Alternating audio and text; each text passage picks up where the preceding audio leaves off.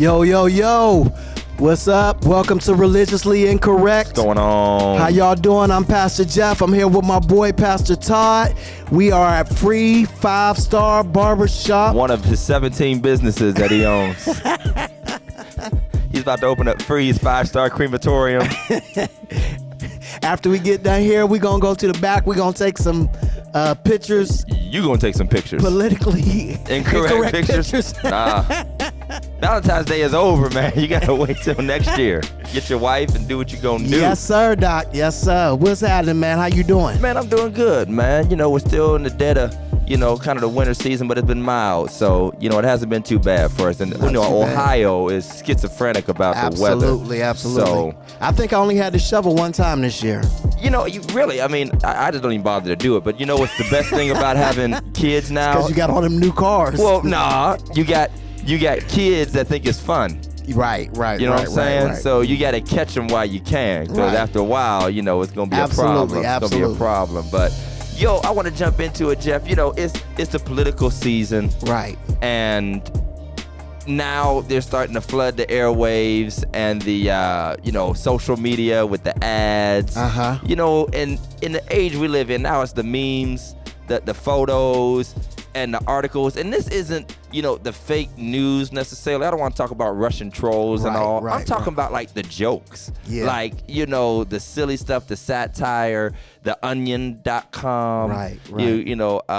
Andy Borowitz is another one for the, I think the New Yorker. His name is Andy Borowitz. He's always putting out, satirical stuff about the president or different candidates. And now there's a Christian one. Right. Called the Babylon Bee. I saw that. And they have some hilarious.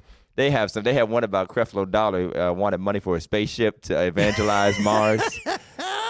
But the sad thing is, people think it's real. Well, what really makes it bad is that Facebook has literally said that, it's freedom of speech. So they're not going to fact check anything. Well, I think, but part of it is this is stuff that shouldn't have to be fact checked. Right. Because we're not talking about, again, Russian trolls infiltrating groups and stuff like that and plant little seeds. We're talking about stuff that is ridiculously false. And it's meant to be a joke. Right. And I don't know, you think we're getting a little dumber? Are we getting a little dimmer? I don't know if it's dumber or hypersensitive. Maybe it's hypersensitive that we are, we look at everything and, especially we're already on edge. Yeah, we're looking for something. Because that one about Trump talking about I've done more for Christianity than God. That's not real. Right. In case you don't know, it's not real. What he did say, I think after one of those magazines came out, I think the Christianity Today, when they had those editorials and they were kind of saying that he should be removed, he was saying I've done more for evangelicals than any other president. Right. And then I think that website, I think it was the BabylonBee.com, which again, I can't say it enough, is a satire joke site. It's meant to be goofy. They made a goofy headline out of it that I've done more for Christianity than Jesus. And people I love and respect are sharing this. And then, now, it's like with memes or false information, you can't even correct people and say that it's They're going to get mad. They're going to get upset. And once again, like I said, the other one that's out right now with the one that said the guy has the flyer in front of the house and saying that Trump, bow down to God. God Bows down to Trump. God bows down to Trump. That is also false, misleading. It is there, but he doesn't mean it like that. This guy is considerably against Trump. Matter of fact, he put up another one that the police had to come to his house because he had Trump and the Russian guy in an explicit manner. Oh, wow. So the police actually made him take that one down. Some people take stuff too far. They take it too far. Now, what you can laugh about is the stripper going. It is Love Month. When she, I saw the video. I saw the video. You can't miss it. You have to. Yeah. All I can say is the dedication to the craft. She backed it up and backed it out. Right into the ambulance.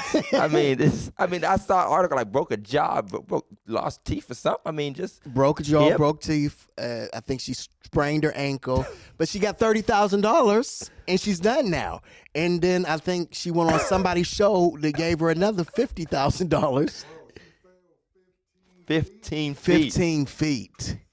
15 feet. This is not. I'm glad she survived. Right, exactly. But I mean, this is the world we live in, and it's funny because, as a pastor, I have a pretty diverse. You never know what's gonna pop up on your page. Right. Have you ever had that uncomfortable moment when you're next to somebody you kind of respect? Exactly. And you open up your Facebook. Something comes up on your time. It's somebody totally different. It is. Wait a minute. Now, I'm just gonna be honest. Y'all read my post. I go to the gym every morning. Right. I can't listen to gospel music at the gym. It just doesn't work for me. I gotta listen to something to get you hyped. Something. Okay. Get you. So I'm working out. I try to listen. I've tried before to listen to Tamala Man, and I'm crying instead of I'm worshiping instead of working out. Take you to the king. So I was walking out the gym one day, and walk through to go through and Pastor McCants stopped me. Okay. And I was like, hold on, man, and I took my headphones off, and it was just blasting. I think it was Ja Rule. What would I do without my baby? You'll never be invited to my church. Oh, well, I had my iPhone for some reason every time I would plug it in, it would automatically play iTunes. And it was this Jay-Z song from like 15 years ago. I have to double check anytime I'm at the church and I plug it in because it immediately comes in. But I mean, that's the life that we live. Technology has its good and its bad. I just advise everyone to be wise and discerning. Check the dates on them articles. Yes. Snopes.com, Google.com. Just Google it. This stuff is false. Before you spread it, Google it. Yeah. Make sure it's because you don't want to be the one that somebody checks. I read it on the internet used to mean, it's not even close to true. Now people really think it's viable. But that's the world we live in. So, go vote, but vote smart and don't take in garbage that's not true. Right. Jeff, we're still in our Love and Marriage series. Love and marriage go together like a horse and carriage. And today, the debate always seems to pop up every couple months. And, always around, love holidays like Sweetest Day and Valentine's Day. And I guess we would frame this as let's go half. Let's go half. How does the dynamic of money and shared responsibilities work in the modern day relationship? And I think maybe to start you off before you jump in and tell me how it is now, we all, are so far detached now from the traditional family structure that I was just reading an article in Atlantic about basically how we made a mistake putting too much stock in the idea of the nuclear family. And it's not actually what you think. But just that image was really only super popular for a certain period of time around like the 40s, the 50s, the 60s, the post-war boom, the suburbs, Leave It to Beaver kind of stuff. But that was never really the prevailing thing. It was like extended families. Everybody was living together, grandparents, uncles, everybody's kind of close quarters, and then it turned into this perfect image. And now, obviously, as we're seeing more people dating, and this is probably going to come into the conversation, we're not always talking about marriage. Sometimes we're talking about a relationship that's not a marriage. But whether it is or not, there's this huge debate about what should couples bring to the table? Because now we're seeing brothers. And you would never hear this language 40 years ago, 30 years ago, even 20 years ago, talking about, how I don't know how my woman expect me to pay all the bills. Right. Brothers, you want all this lifestyle and, you ain't bringing nothing to the table. And there used to be, sisters kind of playing that independent role. Right. I got my own. Now you got brothers sort of making demands, and there's a debate about should it be half and half? Should the man, be prepared to do it all? Or should he demand that the female bring, her half to the table for bills, for expenses, for vacations? It could be it debates about who gets the tab at Olive Garden. Oh, yeah. So break it down for us. I mean, honestly, I have my own opinion.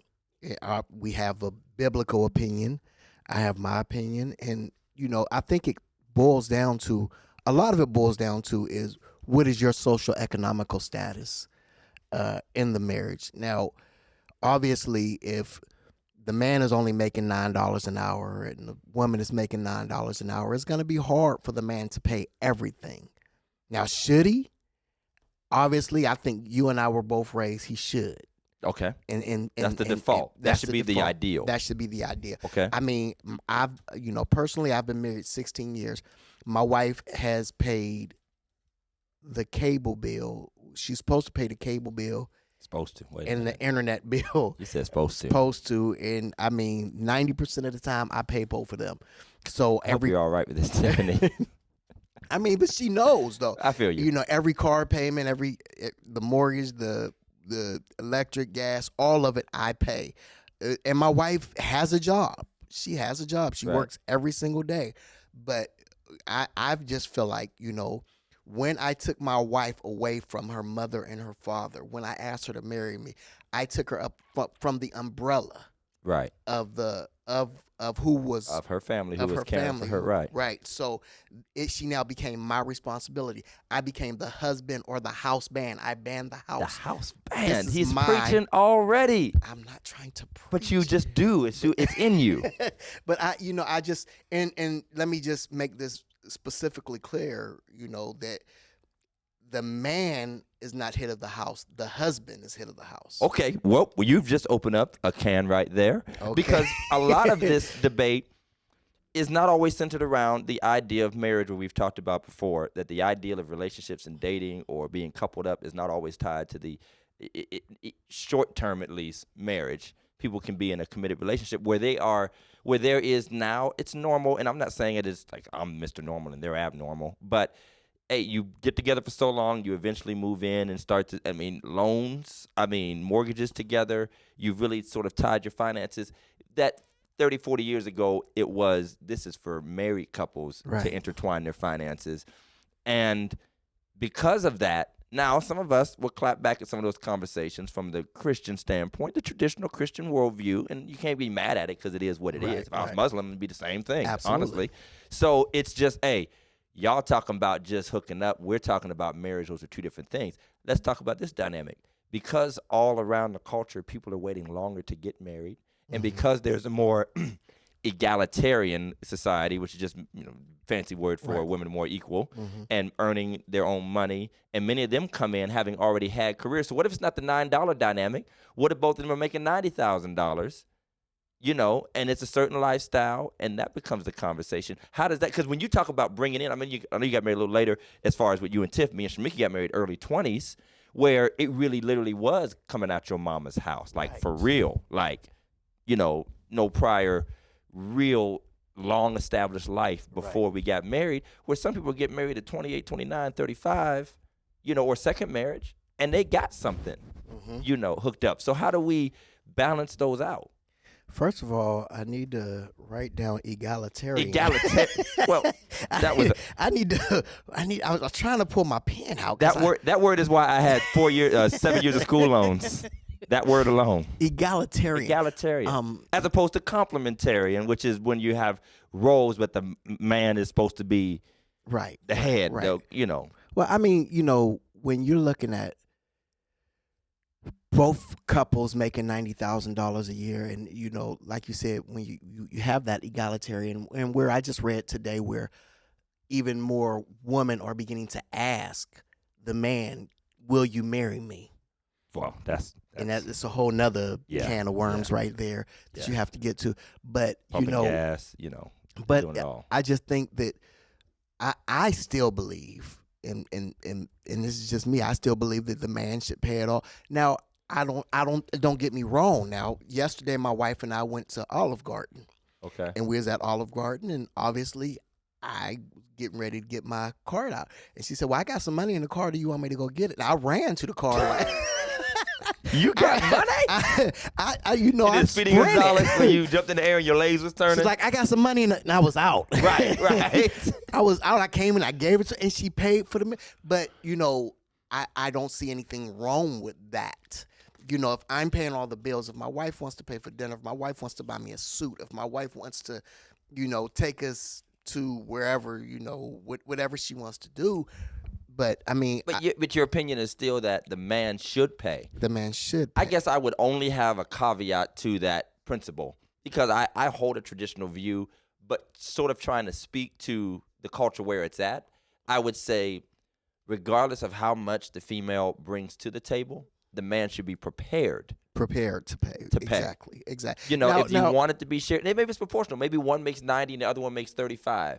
You know, now you have females who make more right. than the male. And, you know, there's a lot of debates. I mean, if you're going to be, and that's a whole other discussion about, are you intimidated by a female who makes the money, who has the money, who has the independence? Because let's be honest, quiet is not quiet. It's very open. The financial strength and dependency on the man was a mechanism of control for many years. And then when you have relationships breaking down or divorces happening, that honestly often leaves the woman high and dry and having to start their life over again. And that's notwithstanding whatever alimony or whatever, because then you got the man talking about, I'm paying out all this money or child support or whatever. But at the end of the day, most of the time, you know, historically, the man basically sort of won out if the woman was the dependent one. Right. Because, you know, he can still go on his way, snap that check off, and keep on doing what he's doing. And, you know, we're not going to have a child support conversation. That's a whole nother thing to talk about that and what that can turn into. That's a whole different monster. But there was a desire to break out of that dependency. The prenups came, you know, into being, and then just the idea of having your own. Now let's go to the George Johnson School of Finance and Budgeting, because you already know how my dad. I got to. You got the. I got broken down the a couple crash times. Course, right? He would always preach to us, and it's old school preaching. You don't have to agree with it, but when two become one, and you're talking marriage, obviously, when two become one, all things. He preached one checkbook, one bank account. Ain't no going to your own bank. Now, that's sacrilegious too, and I understand. You know, I understand. I'm not saying that I am dogmatic about it. I've even learned in counseling and different things. Hey, every relationship is going to have its own dynamics. Right. But I've pretty much adhered to that mostly. My wife has only had like a little secondary spending account or something like that to the side. But like you, everything's come out of whether she's working or not. And she's had seasons where she was working for a long time. We had babies, you know, not working for a while. And I'm carrying it, and she's working again. And it's an incredible boost, and she's making a wonderful proportion. But it's always ours. It's never, and as a man, I guess you don't mind. Maybe some men do mind. Mine becomes ours. Sometimes the woman's isn't ours, right. But I don't mind. Because the woman, you know, you want that independence. You want to have some money of your own. It gets kind of awkward at Christmas time because I can see exactly what you're buying me at Macy's. Like, you know. I know. You went to Dick's Sporting Goods. You get the ding on your phone. Yeah. You get to, kind of takes the mystery out. But so, you know, there's other things that go into that. There's trust issues. There might be somebody in the family, in the relationship who's not good with money. Absolutely. And a lot of males, even though they were the breadwinner, right, were not good with the money. So the woman would run the checkbook, even though the man was bringing home the bacon. Or even, you know, how do you deal with proportion? I talked to a guy who said, you know, he put her on the checkbook, but she was just, I'm not going to say she was a gold digger, but she was spending everything as fast as he was putting it in the bank account. She was taking it out where now you don't have time to get the bills paid because she's spending money on getting her hair done. Well, that's a conversation to me about knowing who you're hooking up with and catching up on them habits and putting the lid on that in any unhealthy habit. I don't care if the guy is going to the casino too much or spending too much on cars, or the female is out, you know, the woman is out, you know, at the shops, you know, and too much with the hair, whatever it might be. You know, if you still talking about that 7 years from now, you the problem, because, you know, first time they took that card and went, wow, you should have, you know, had an understanding. I'm not saying you got to check your woman, nothing like that, but you got to have an understanding. Yeah, some type of understanding. You know, like one of my pastor friends say, man, that woman know kung fu now, man. They put it on you, man. They karate chop you in a second. Exactly. But proportional is a accepted and healthy way. There are some people who are literally saying, if you're not bringing half, you know, it's a no-go. Right. It's a non-starter. And I've seen those that you've got to at least bring what I bring to the table for us to get together. And I don't think. So is that a practical goal, or does it become now a bit of a battle of the genders and sexes? Like, it's like an ego, like I want to feel like I've got you invested as much as me.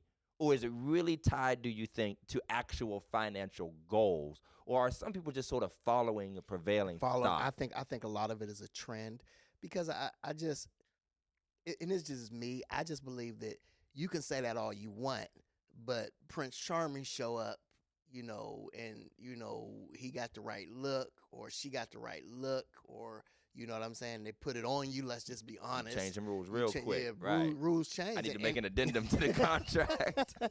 You persuaded me, sir. Now, you're right. Almost convinced. I was almost convicted. You're right. You're right. It's we like to say that, and sometimes, I mean, let's just be honest. We talked about social media with the love unfiltered, kind of thing as far as image. Even the comments and the ideals some people make in these conversations, it's no different than the man 40 years ago bragging about how he take care of everything, even if he's not. It's no different than the locker room talk of talking about what you've done or haven't done with somebody, even if it might not be accurate. It can often be, you just trying to say something, and I'm not accusing the female, but I think there could be some men and women who just say stuff to be seen saying stuff, Right. but that's not their reality. And I think oftentimes, and I'm just going to throw this out there for those who are out there, I think oftentimes by us putting these restrictions, we miss out on our good thing. And I told the story, and I'm going to tell it real quick. At church on Sunday, when my wife and I got together, I didn't have a lot. Okay. I told him at church, I didn't have a pot to pee in or a window to throw it. That's what Mom and them used to say. Yes, it. Wanted to throw it out. And I was working a construction job. I wasn't getting any money through in the winter time, and I had just went back to work after the winter was over. I couldn't get unemployment. I didn't have any benefits. We didn't have any money.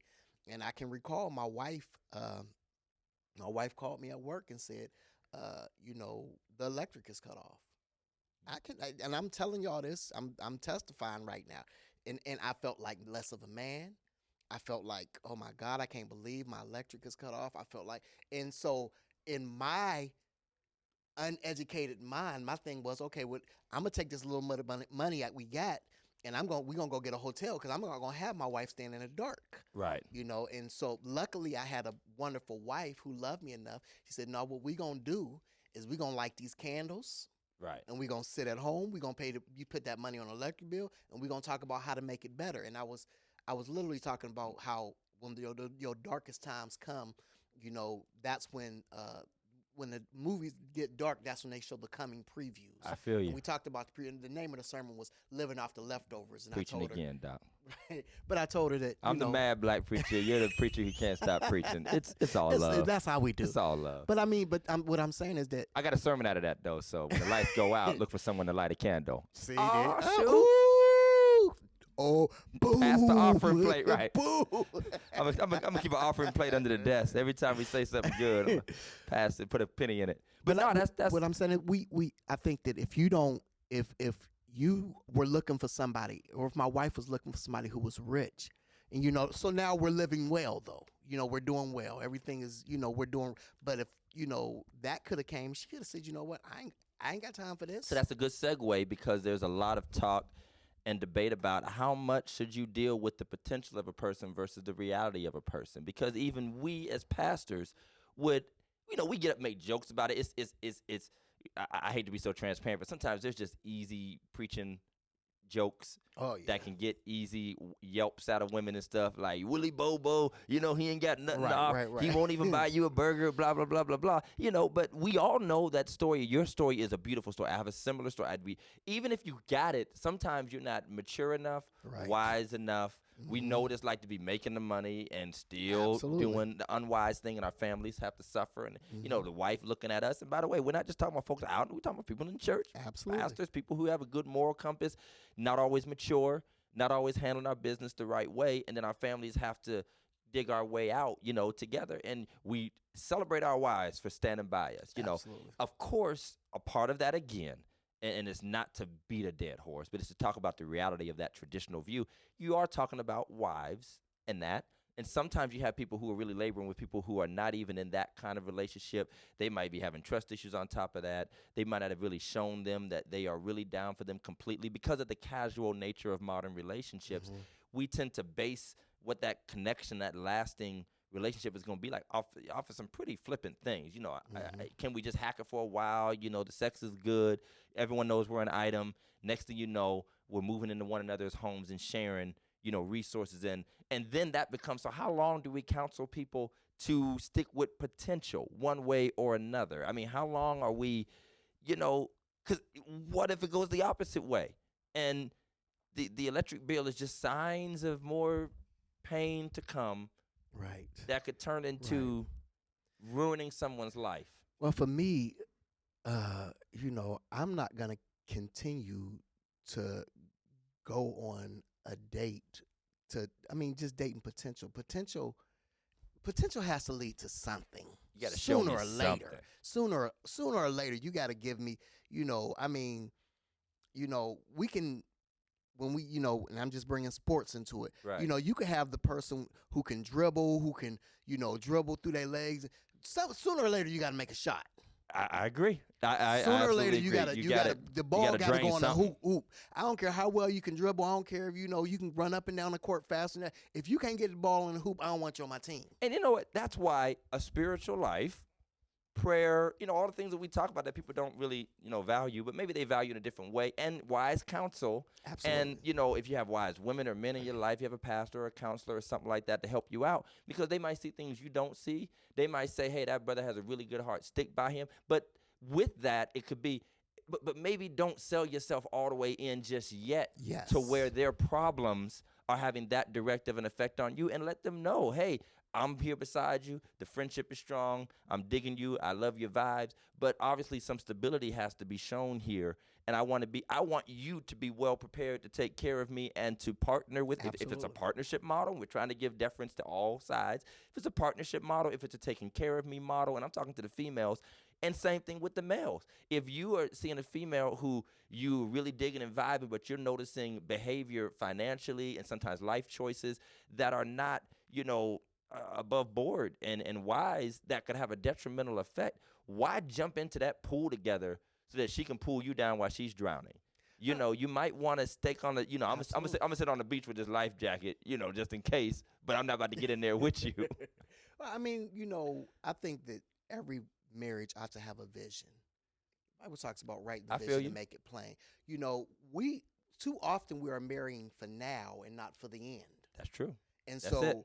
They look good now. My father told me a long time ago. He didn't mean any offense by it. His wife is still beautiful, but he said they ain't always gonna look like they do right now. They ain't always gonna have that hair. They ain't always gonna have that body. They ain't gonna always have, So, do she got more than just that? And even money-wise. You're not going to work the way you always working. You're going to go through downturns. You might get laid off. Is the person really there just because of how well they're living with you? Right. Because that's why, let's be honest, before we close this out, a lot of unhealthy relationships are built on unhealthy ideals and desires. You have females with some dudes that ain't up to no good just because they putting bands in their hand. Absolutely. And they keeping me fresh and clean, but full well it's dirty. Mm-hmm. This dude ain't got no job. How is he putting all this on your wrist and taking you all these places and doing all this stuff? Right. And then after it all falls apart, I can't find me a good man to work an honest job. Well, you did all your shopping at the corner, and with the dudes that's out there banging and doing what they do, and I hope they all get it together, but you don't have to, make that your. And the good dude don't want to be with you no more anyway, because he's looking at, I can't compete with your last dude done. Yep. I'm not even trying. I'm not even about to try to get myself in that situation. And I think that whether you decide to have that take care model and you believe in that traditional role, which it's my personal thing. I would love to coach up. You know what it takes coaching up for men to be men, to work, to adjust. I've been saying something even to the men in my church about the things and ideals we have for our families, for our church, for our community. Don't make excuses, make adjustments. Make adjustments. You know what I mean? Because if and I'm just talking to the females out there, because it's just my perspective as a young man. I'm not very old. I've gone through that hard time. I have the exact same testimony. I've got the exact same calls. How we gonna make it? How we gonna do it? At some point, you wise up and make adjustments. And I think my wife and any good woman would appreciate a man that's making adjustments. Maybe they're being wise about what they do, bargain shop, getting that second job. I don't want you to sit here, you at home 14 hours a day, and you could have put in 6 hours somewhere talking about I ain't got it. Right. And on the flip side, women have to value a working man who is doing it the honest way and who is striving to do the right things. And if that's the kind of potential you can work with. Now, some people might not ever want the finer, better things in life, and some men even get comfortable with I guess you can call it low living, so to speak. So you have to make a choice if that's how you want to live. Absolutely. You have to make a choice. Is that how you want to, barely making it all the time? And if he's comfortable, you have to decide whether you're comfortable with that. And if you're not, that'll make you a gold digger. But if you are aspiring for more, maybe you're going after that higher career, that higher finance, that degree and that, and he's comfortable with the $12 an hour job, just kind of doing what he do, then that's the sit. Don't fuss about it. I don't want to hear about it on Twitter every week, and Facebook. Listen, ladies, there is a high cost to low living. Woo! A high cost to 3 low living. sermons in one segment. Listen, and if he is working 10, 12 hours a day, run him some bath water. Bruh, make him a Get sandwich. the shower right. Make him a sandwich. Rub his feet. Take care of Put him. lotion on his back. And brothers, and we live in a shared, because I share house I'm duties talking now. to the ladies No, right now. I don't care about the brothers. I'm going to talk to the brothers. Brothers, if your lady is sharing the financial responsibilities, it's only right that you share the household responsibilities. Come on, Doc. Don't make your woman your wife, and I'm wife, so I'm pastor, the wife. Don't make your wife work 40 hours a week and do the dishes and take care of all the kids and vacuum. If you sharing is sharing. Google steak recipes like Todd. Are my steaks the bomb? No. They good. Did you not eat them? Yes, sir. Yes, Did sir. anybody die though? Did anybody die? Listen, all I'm gonna say to you brothers is if you're gonna ask a woman to bring something to the table, make sure you have a darn good table. Yes, sir. Because some of you asking them what they bring into the TV tray, what you bring into the milk crate. So make sure you have a table, because I believe if nothing else, you should at least have a table for them to bring something Absolutely. to. And if they don't have nothing to bring to the table, it's still going to be something on this table. So thank you for tuning in to Religiously Incorrect. Please follow us on Spotify. Follow us on YouTube. Subscribe. Like our Facebook page. And do you see this fine sweater that Pastor Jeff has on? He is sporting the Religiously Incorrect Podcast swag. You can go to our website, Religiously Incorrect Podcast. You can get T-shirts, sweaters. What else can they get? Mugs, underwear, lingerie, car decals. You always listen, man. It's all just look at. You mugs. like the ravishing Rick Rude of the mugs. of you the can podcast. you can get cups. You can get hats. All of it. Get your gear. I didn't got it yet, but I'm gonna have it next episode. Y'all take care. We appreciate you. Holla.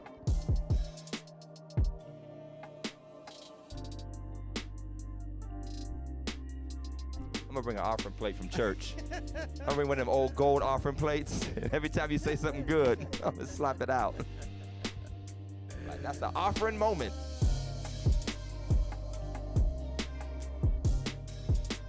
Let's go half.